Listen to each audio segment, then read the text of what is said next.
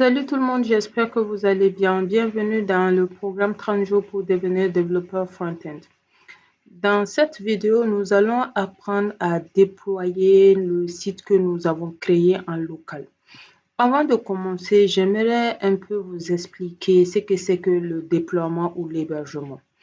Alors, il faut savoir que le travail que nous venons de faire avec le HTML et le CSS, nous avons fait ça et ça a été enregistré dans notre ordinateur, ce qu'on appelle en local. Ça veut dire tout simplement qu'à part nous, personne d'autre n'a accès à notre site pour le visualiser. Alors, lorsque vous créez votre site ou bien par exemple votre site de portfolio ou également votre CV en ligne et que vous voulez qu'en un clic, qu'une autre personne puisse se trouvant dans un environnement différent que le vôtre, puisse directement avoir accès par un lien sur votre site en question, vous devrez obligatoirement le mettre en ligne, c'est-à-dire le placer dans un serveur ou bien également appelé dans le jargon le déployer. Et c'est ce que nous allons apprendre à faire. Alors, il faut savoir que déjà, nous avons appris les systèmes de contrôle de version comme Git et GitHub. Sachez que Git et GitHub ne permettent pas simplement de faire le versionning, mais ça permet aussi de faire le déploiement gratuit de votre site. Et c'est ce que nous allons voir aujourd'hui. Ceci étant, nous allons directement commencer à faire. Donc, si vous êtes intéressé, n'hésitez surtout pas à partager la vidéo, à suivre la vidéo jusqu'à la fin, ainsi qu'à mettre un pouce bleu et aussi à commenter. Et n'oubliez pas non plus que la meilleure manière d'apprendre le codage, c'est la pratique. Donc, allez-y pratiquer chez vous. Nous allons maintenant commencer à accéder à notre source code ici.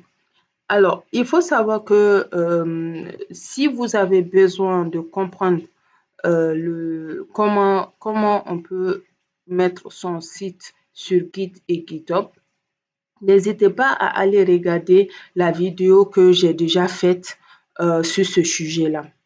Alors, avant de mettre notre site sur Git page, nous allons d'abord mettre notre site sur GitHub en question.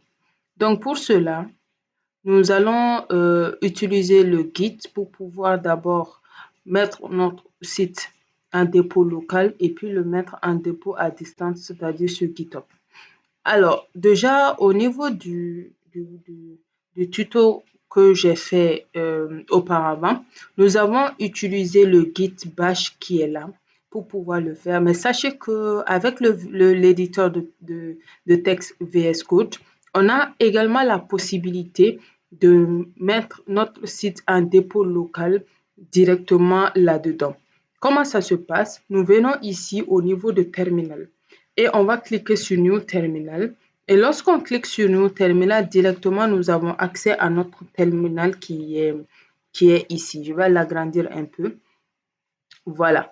Donc là, la première des choses que nous allons faire, c'est tout simplement le fait de prendre, je vais ouvrir ici pour au moins que nous puissions mieux comprendre. Voilà, pour que ça vienne directement par défaut à ce niveau-là. Voilà, donc ici, nous allons essayer d'initialiser. Attendez, voilà, comme ça, c'est mieux. Nous allons essayer d'initialiser, bien sûr, notre Git, qui sera ici Git init. Et nous venons d'initialiser notre Git. Vous voyez que maintenant, nous avons le dossier cache de Git qui est là. Et nous allons vérifier avec Git status ce qui se passe. Alors, au niveau de Git status, nous avons notre dossier image qui est là, index.html et style.css qui est également ici. Et nous pouvons directement voir aussi. Et lorsqu'on met notre curseur ici, vous voyez que c'est écrit untracked. Ça veut dire tout simplement que ce n'est pas ajouter à notre dépôt local Git. Maintenant, nous allons l'ajouter au niveau de notre dépôt local Git en utilisant le git add. Et on va mettre git add point, c'est-à-dire que nous voulons que ces deux fichiers et ce dossier-là puissent être directement empaquetés. Donc, on met entrée. Et là, on va utiliser toujours git status pour voir ce qui se passe. Vous voyez que maintenant, c'est en vert. Ça veut dire que c'est là, ils sont prêts à être committés. Donc, ce serait la commande git commit -m et nous allons utiliser le message. Par exemple, on peut mettre ici premier commit. Voilà. Et on met entrée. Et vous voyez que là, c'est commité avec succès. Donc, on va venir toujours mettre le git status et vous voyez maintenant que tout le monde a été commité dans notre branche principale qui est le master. Alors, maintenant, nous allons accéder à notre GitHub, compte GitHub, ici. Donc, on vient ici, on met GitHub. Et je vais accéder à mon compte GitHub ici. Voilà, ça, au fait, ça fait pas longtemps que je viens de mon compte GitHub, donc je ne l'ai pas déconnecté au fait. Voilà, donc ici, je vais aller au niveau de mon profil. Voilà. Au fait, une petite précision. Souvent, beaucoup de personnes me posent la question. Lorsque, par exemple, je dis j'ai besoin de votre lien GitHub, comment ça se passe? Alors, je reviens tout simplement ici. Lorsque, par exemple, je vous demande de me donner votre lien GitHub pour que je puisse avoir accès. Par exemple, lorsque vous vous connectez sur votre compte GitHub, vous venez tout simplement regarder au niveau de votre profil, vous cliquez là-dessus. Vous avez le Your Profile. Vous cliquez là-dessus et lorsque vous cliquez là-dessus, voici l'URL qui est en haut ici. C'est-à-dire c'est github.com plus le nom de votre username au fait ici qui est là. Donc c'est ça que vous copiez et vous collez là où vous devrez coller au fait. C'est-à-dire que vous envoyez à la personne qui en a besoin. Donc comme ça, cette personne-là pourra lorsqu'il va cliquer directement sur votre lien, avoir accès à votre compte pour voir vos repositories. Au fait. J'espère que vous avez compris cette partie-là. Donc, c'était juste une petite aparté pour que les gens puissent comprendre comment ça se passe. Alors, maintenant, je suis là. Je vais créer mon new repository. Donc, je clique le new repository et là, je vais donner le nom de mon répertoire. Alors, il faut savoir que nous allons, je le répète encore, héberger notre site de portfolio. Ça veut dire qu'on va donner ce lien-là pour que les gens puissent cliquer là-dessus et puis accéder à notre site de portfolio. Par exemple, si je dis youtube.com, donc, youtube.com, c'est le nom de domaine de YouTube. Lorsque vous cliquez ou vous tapez youtube.com dans l'URL, vous allez directement avoir accès à youtube.com. Ou bien lorsque je dis github.com et que vous tapez github.com sur l'URL, vous allez directement avoir accès à github.com. Et c'est la même chose également. Donc, je vais donner un nom ici. Par exemple, je vais mettre ici mon portfolio. Ou bien vous pouvez, si vous voulez, mettre votre nom et prénom. Par exemple, moi, je mets ici mon portfolio. Et lorsque les gens vont mettre sur la barre de l'URL mon portfolio, ils vont avoir accès directement à mon site de portfolio en fait. Donc, je crée mon portfolio comme si je suis en train de créer un répertoire lambda. Donc, une petite description, bon, c'est optionnel, mais moi, je préfère écrire. Donc, voici mon site de portfolio qui a été créé, qui a été créé, avec le HTML et CSS.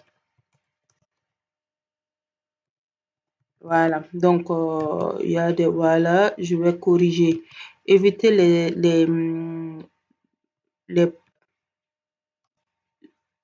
les fautes grammaticales a été créé. Attendez, je cause. Voilà. Voilà. Et voilà. Donc là, la visibilité, c'est toujours public. README, je ne vais pas add ici. Je peux ajouter après le README. Je préfère ne pas le mettre là, le git ignore none, ainsi de suite. Donc, je vais créer le repository qui est là, mon répertoire. Et là, directement, je suis là. Donc, maintenant, je vais push, c'est-à-dire que je vais mettre mon site de portfolio en dépôt distant. C'est actuellement en dépôt local. Alors, qu'est-ce que nous avons dit lorsque vous voulez mettre en dépôt distant? C'est simple. Vous allez tout simplement utiliser ça. Nous avons ici le git remote add origin. Je vais copier ici et je viens tout simplement venir ici et je colle. Lorsque vous venez, vous faites seulement clic droit, ça se colle directement. Je mets entrée et là, ce serait du git push. Du git push, c'est pas main, prenez seulement le git push origin. Donc, parce que là, ça va vous demander de mettre la branche principale, le nom de la branche principale. Moi, le nom de ma branche principale, c'est master, c'est pas main. Donc, faites attention à ce niveau-là. En fait. Vous mettez le nom de votre branche principale. Et lorsque, par exemple, vous voulez connaître le nom de votre branche principale, c'est simple. Mettez juste git status. Donc, ça vous donne le nom de votre branche principale en question. Et ça vous montre également que c'est dans cette branche-là que vous vous trouvez actuellement. Donc, je le répète encore pour ceux qui n'ont pas trop d'idées de comment je suis en train de faire ceci. J'ai fait un cours complet sur Git et puis GitHub de A à Z. Allez-y regarder ça sur ma chaîne. Donc, c'est bon maintenant. Je reviens et là, je vais regarder un peu l'intérieur de mon code. Et vous voyez que maintenant, c'est venu. Voici, ici, nous avons toutes les informations qui sont là. Mes images sont venues. Vous voyez, non? Voilà. Donc, voilà un peu ce que nous avons et c'est dans la branche master. Donc, nous pouvons créer directement et automatiquement le README ici. Alors, là, je peux écrire ce que je veux. Par exemple, je vais mettre ici ceci est mon site de portfolio. Alors, il faut savoir que le README, ce n'est rien d'autre, comme son nom l'indique, README, ce n'est rien d'autre que le fait d'ajouter certaines informations au fait que, par exemple, lorsque l'utilisateur va utiliser, voilà, donc je vais commit le README, très bien, le README est là. Lorsque je clique ici, ça va me donner les informations que j'ai écrites dedans. Alors, j'expliquais un peu à quoi sert le README. Comme son nom l'indique, README, ça veut dire lis-moi. Il est juste là pour donner les informations que vous voulez au niveau de votre site. Parce que lorsque vous mettez votre projet sur GitHub, c'est soit parce que vous voulez juste mettre votre projet là-bas pour le sécuriser et l'enlever en local. Lorsque vous en aurez besoin, vous prenez, ainsi de suite. Ou bien vous le mettez pour travailler en groupe avec des gens des autres développeurs, vous le mettez comme par exemple, moi je suis en train de le mettre comme ça pour que par exemple, je puisse vous donner le lien de mon GitHub et que vous puissiez aller et puis prendre le code source comme vous voulez, ainsi de suite. Donc, lorsque vous mettez README, vous pouvez mettre toutes les informations nécessaires pour aider l'utilisateur en question à comprendre par exemple votre projet, ainsi de suite. C'est ça, vous faites le README. Voilà, donc il est très important également de l'utiliser.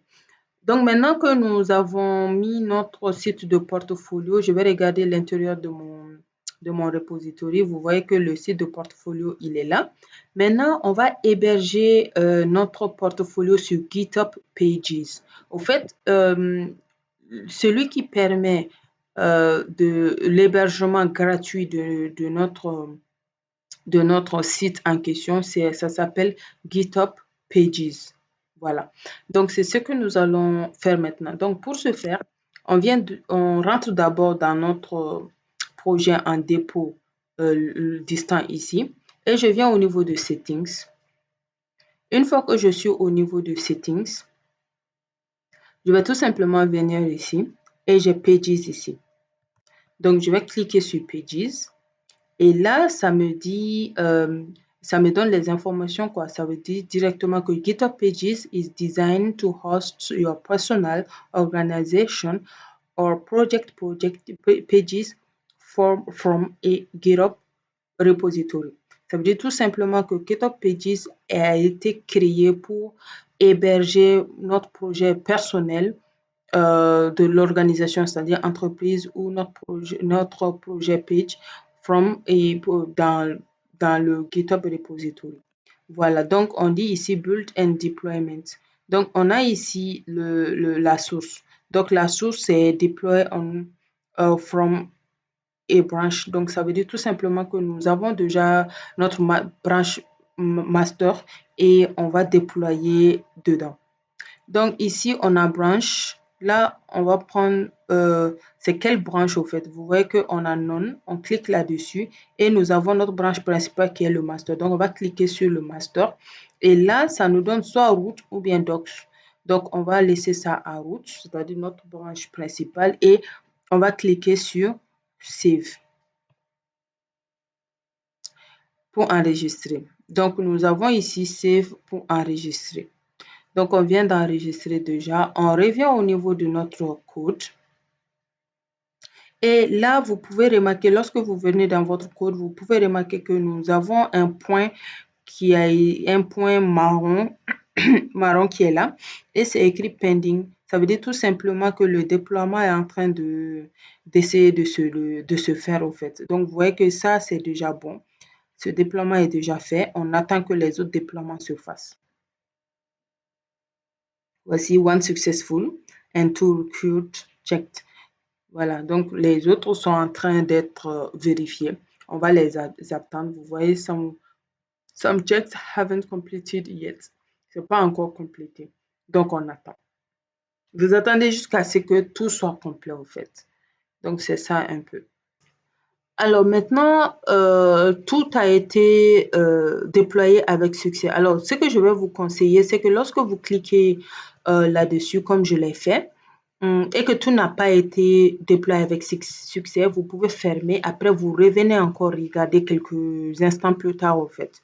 Voilà, pour voir si tout est bon. Par exemple, lorsque je clique sur Détails, ici, vous voyez que là, c'est bon. Tout est bon, tout a été bien vérifié et mon site a été déployé avec succès.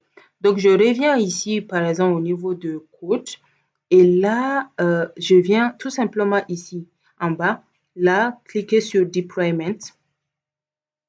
Et lorsque je clique sur Deployment, qu'est-ce qu'on dit ici? All Deployments.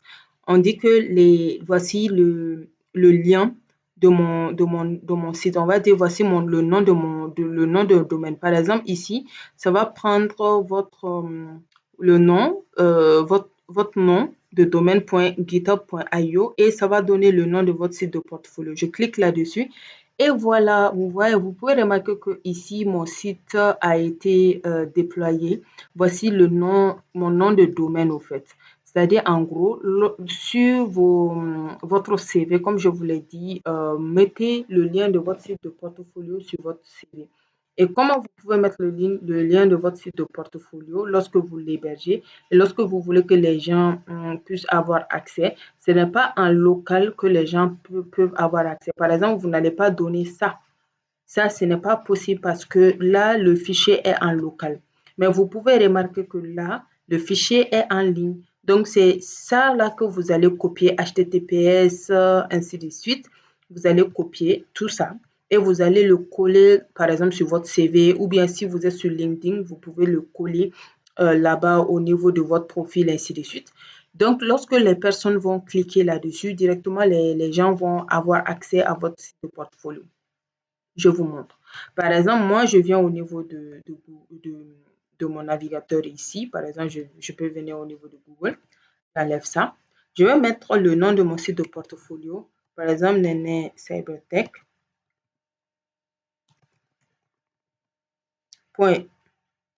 .github.io slash mon portfolio. Et je mets entrée. Et voilà, donc vous voyez, non? Mais attention, il ne faut pas vous tromper sur le nom du domaine. C'est ce qu'on appelle le nom du domaine, le nom de le nom de domaine, en fait. Voilà, il ne faut pas vous tromper.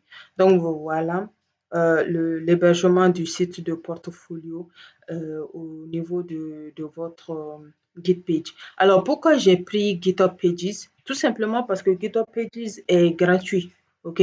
GitHub Pages est gratuit, voilà, mais attention, lorsque par exemple, moi je voulais avoir comme nom de site, comme nom de domaine, par exemple nene.com ou bien nenesila.com, ça c'est payant. Donc vous devrez obligatoirement aller sur des hébergeurs payants pour avoir votre nom de domaine personnalisé. Par exemple, ici, vous pouvez voir que GitHub met github.io, il met dedans. Donc, vous êtes obligé d'avoir l'extension comme ça, au fait. Voilà.